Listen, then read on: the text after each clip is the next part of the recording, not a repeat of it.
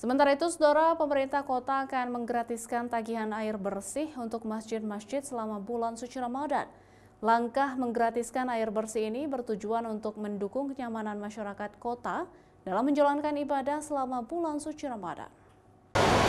Pemerintah kota juga akan memastikan nantinya sistem distribusi air bersih berjalan secara optimal bagi warga kota Banda Aceh.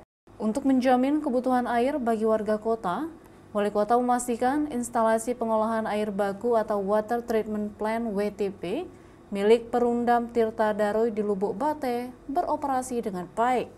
Selain itu, bendungan karet yang telah dibangun oleh Balai Wilayah Sungai BWS Sumatera I diharapkan dapat dimanfaatkan oleh Perumdam Tirta Daroy guna memenuhi kebutuhan air bersih di kota Banda Aceh.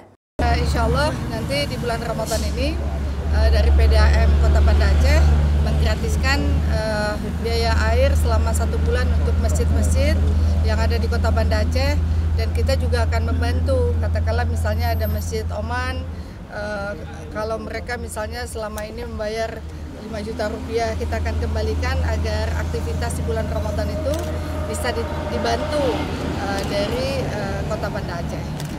Pemerintah Kota Banda Aceh juga berencana untuk menghidupkan kembali program kerjasama Basajan Banda Aceh Sabang Janto guna meningkatkan kualitas pelayanan air bersih di wilayah tersebut. Syahril, Kompas TV, Banda Aceh.